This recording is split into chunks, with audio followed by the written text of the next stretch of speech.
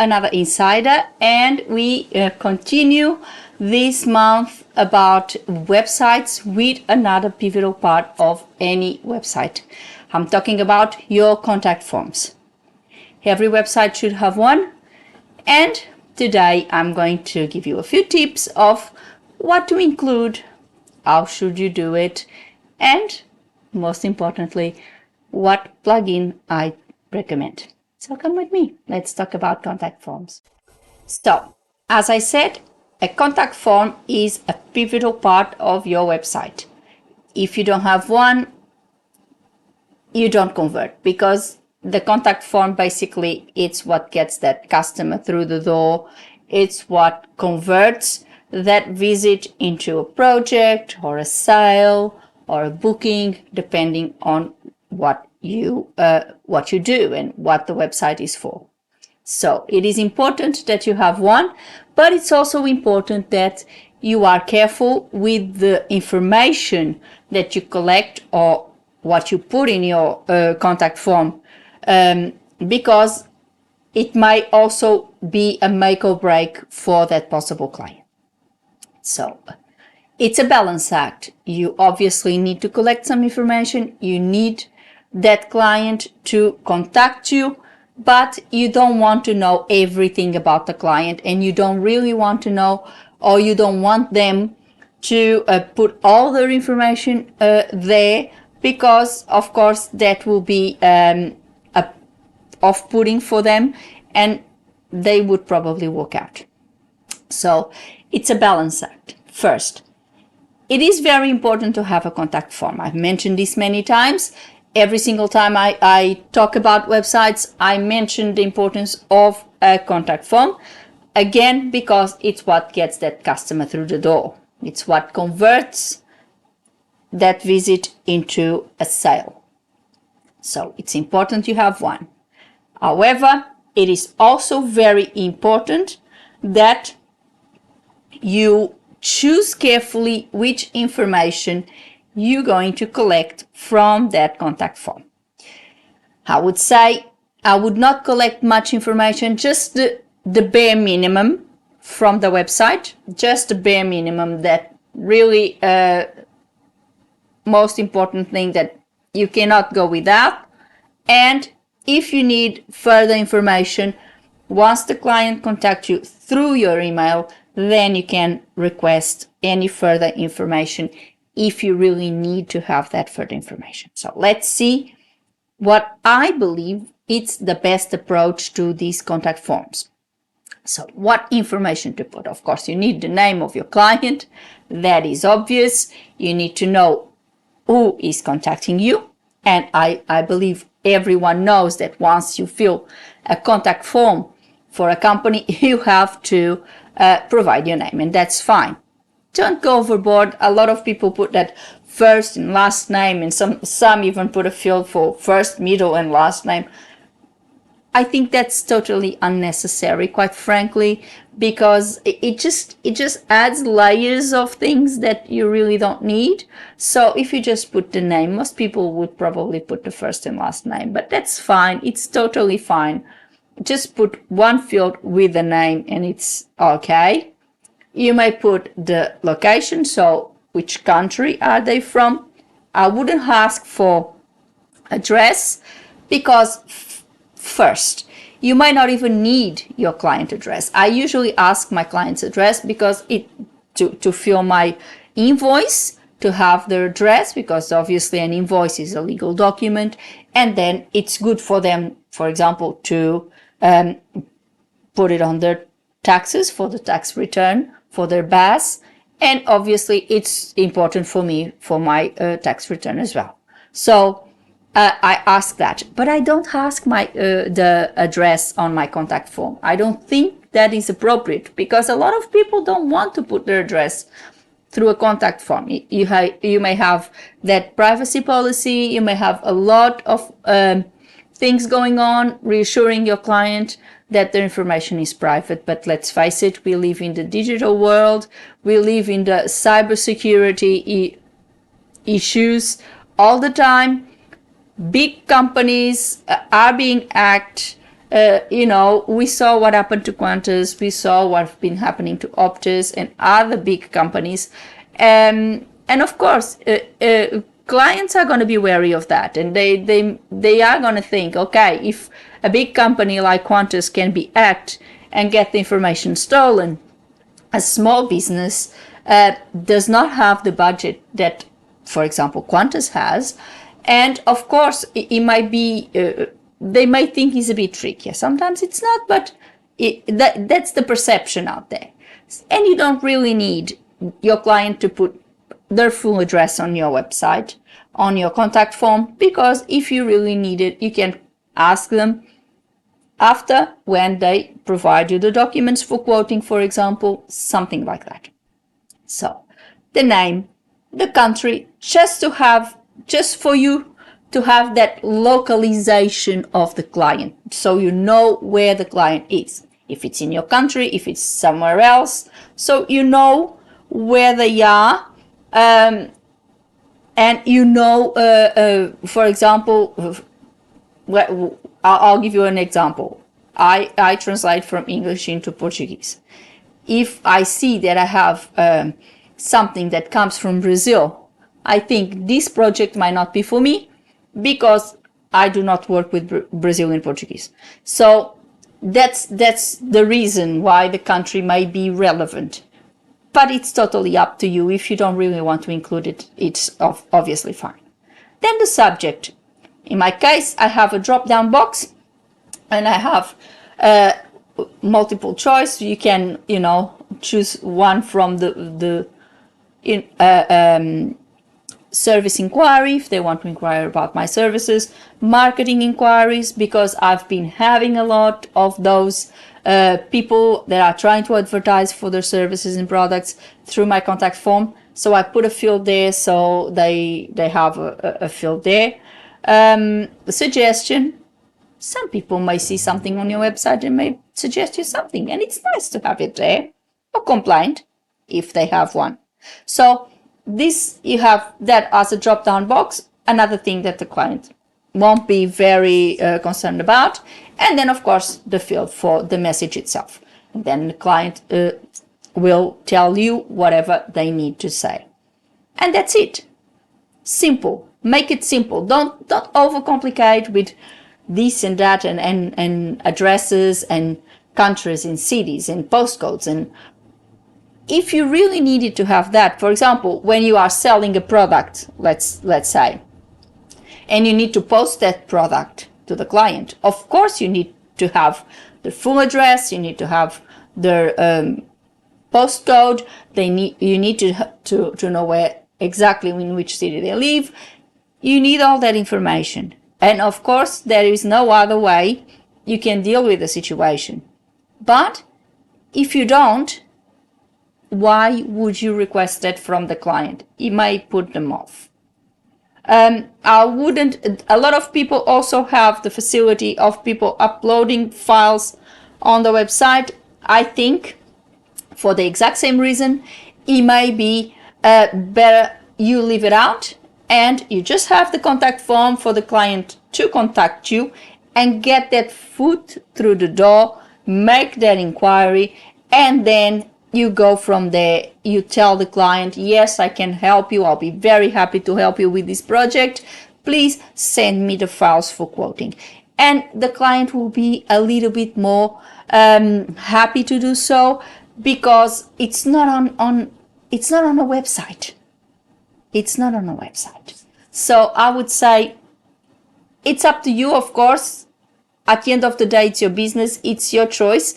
But my experience is I would leave the uploading facility out of the form, because today people are very, very, very wary of any piece of information they put on a contact form, and they might not want to do so. And then, last but not least, what plugin do I use? I use WP Forms Lite, Lite. It's a very good plugin. I've been using this plugin since I started using WordPress. It's a WordPress plugin, and it's simple to use.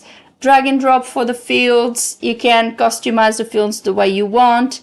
Then you can set up connecting it, of course, with your SMTP, your connection to your email account, everything. So I find that this plugin is an easy one to use. Of course, there is an infinity of plugins. Sometimes when you choose your template, they will, because the template was built with another form plugin, that it might automatically install another plugin, but then it's totally up to you. You can keep the plugin that the form has, or the template already has installed, or you can uninstall that plugin and install one of your choice. So just because, for example, a particular template, when you import the template and you import all the documentation, the templates usually give you a list of plugins that you have to install, because that's how the template was built. But if, for example, and in the case of the contact form, the template built the form in another plugin, and you go there and you don't like it, you find it a little bit complicated, or you want to leave it out, you can uninstall that plugin and install the one you want, either WP Forms Lite or any other that of your choice. So it's another thing that I would like to say about the templates. They usually give you a huge, not a huge, but a list of the plugins that obviously the designer used when they created the template. But then, of course, for example, if you and I said that many times, I usually stay away from these type of plugins because of all the conflicts that may arise. But sometimes a template may be built with WooCommerce, and then you have the WooCommerce plugin installed. You can then uninstall it, and you then go and delete all the pages. For example, the cart page, the product page, all the pages that are specific to that shop part of that particular template. You delete the plugin, and that's it. And most of the times, the rest of the template, it's fine because it's not connected to the WooCommerce. But sometimes I found, not much anymore, but some time ago, you would find that there could be still some conflicts. I haven't found something like that lately, but I would be wary of that. But anyway, if you have that form plugin and you don't like it, you can always install one of your choice, and that's it. And you can also, another thing that I recommend is to put the reCAPTCHA widget, because that the clients can feel, that every single person that contacts you is a human. It's not a bot that is there and is just spamming you all along. That is a very good thing. Another recommendation I do, because if you put reCAPTCHA on your contact form, but then you have your email address somewhere along the website, defeats the purpose of the reCAPTCHA, because if some spam bot goes into your website, it can track that email address and then start spamming you. So I would stay away from that. That's why I prefer to have a contact form rather than having my email written all over the website. I don't like that. Unfortunately, I have to have my email provided, for example, on NATI, OSIT, Chartered Institute of Linguists. Those I have to have it there. I'm not very happy about that, but I know it's how it works. But because they're not going to create a contact form for each one of the members, of course, it would be pathetic. But if you on your website, please do not put your email address. Use the contact form. I think is a much better approach. And that's all. It's done. Then you have to connect it, as I said, with a SMTP plugin.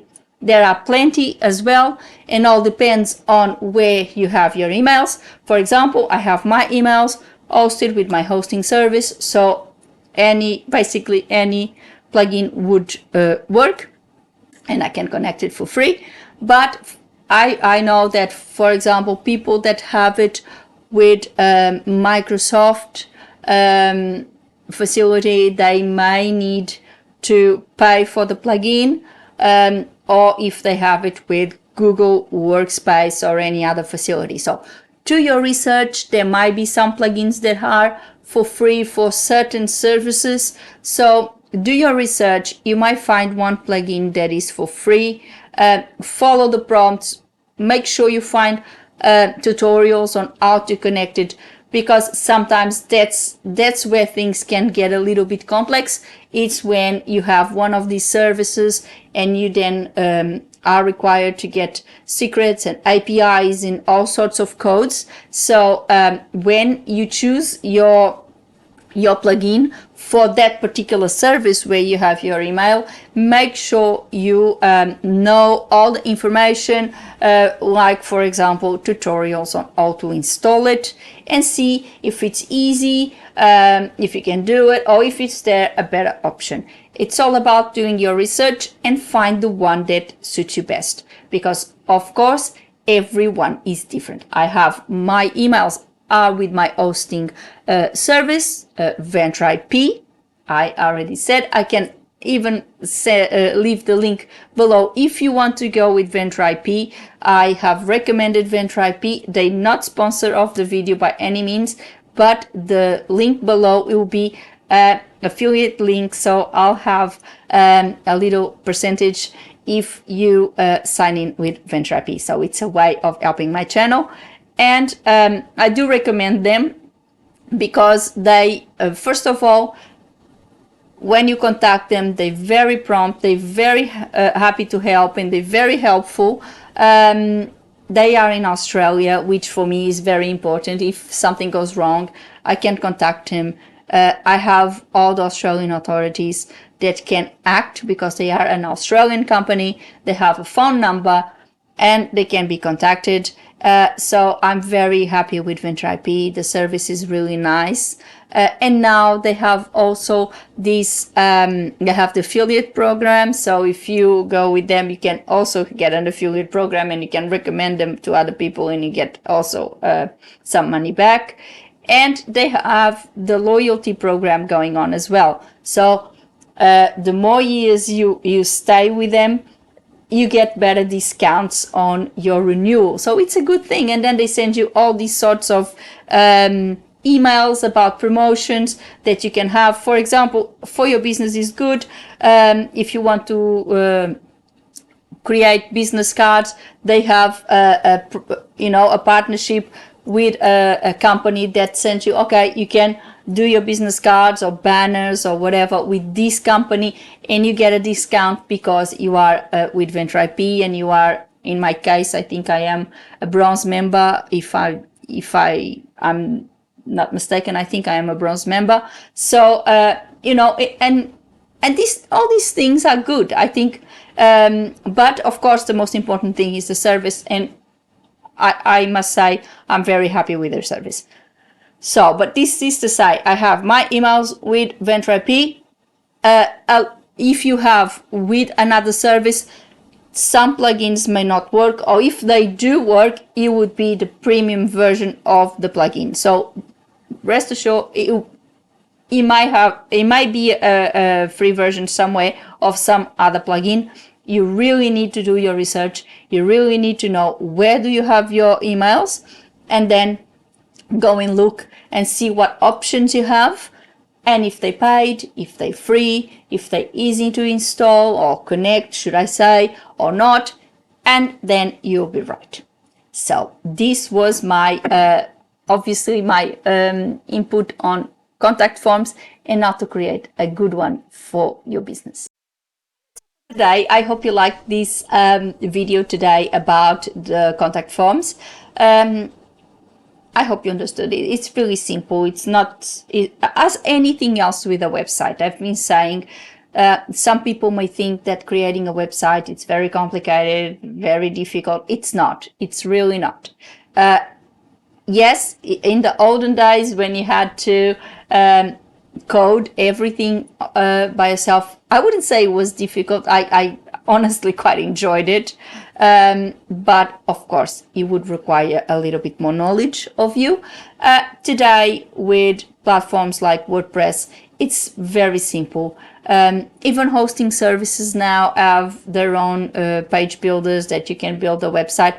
But as I mentioned before, they have limitations, and for example, for translators, it may not give you exactly what you want, because some of these platforms, I don't know about them all, of course, but I knew a few, and for example, they don't allow you to install plugins, so it would be a bit of a complication in the case, for example, of translation, because you need your website translated in the languages that you work with. It's more professional if you do so. And it's done in WordPress through a plugin. I use Polylang, I have said many times. And usually these page builders do not allow you to install plugins. And for example, this is one of the parts of the website that may be more complicated if you use one of those page builders. Otherwise, it would be, if you have a very simple website that you don't need much of it, you just a very simple one, it might be good just to go with that sort of page builder. There is other platforms equivalent to WordPress that you can use, so it's not complicated anymore. It's just like our old blogs that we just go there.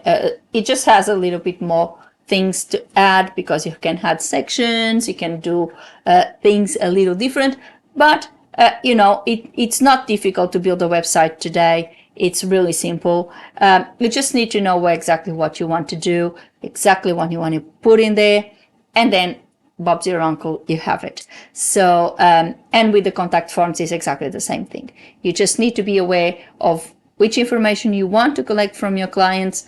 You must be aware that you need to be aware of the situation with cybersecurity, etc., and the way the client feels about providing information on a contact form. So you just collect the bare minimum on the contact form. You don't need to collect, if you are just like myself on a translation business, you don't really need to collect a lot of information. You just put the bare minimum, and then the client will provide you, if you need more information, they will provide you through your email. And I think the client will feel a bit better about doing it that way as well. So it's simple. But of course, if you have any question about anything that we discussed here today, either about the contact forms or anything else regarding the website, please leave a comment below. I'm very happy to answer you. And of course, if you have any suggestion of something that very specific that you would like me to discuss in our Insiders, please suggest. I'm also open for all your suggestions. As I said before, next year I'll be revisiting some of my older videos, because I know that they have had a bit of track and a lot of people are watching them, and some even commenting on them. And I believe there will be a little bit of updating to be done to those videos, because there will be more information about them. So next year I'll be revisiting some of those videos with more information. So stay tuned, watch this space, of course, put a like and subscribe the channel with a little click on the bell, so you get that notification of a new Insider every week. And of course, when those updates come, you will know all about it. So, as I said, put a like and share. It is important, because the more you share, the more the YouTube algorithm knows that people are watching and sharing, and that my videos are having a much bigger audience, and then themselves distributed through more people. So it's a way of helping my channel. I'll leave the link for Ventrip as well. So if you really want to a hosting service, if you are unhappy with your current one, I'll leave the link for Venture IP. Give them a go. If you are in Australia, they are really good. Even if you are not, Australia has pretty good laws in terms of consumer law and everything else. They have a number and they are easily contacted through by authorities. And I would say they are very easy to contact. So I'll leave the link below. Then, it's time to go. I would like to thank you all for watching. I'll see you next week. Thank you very much. See you then. Bye.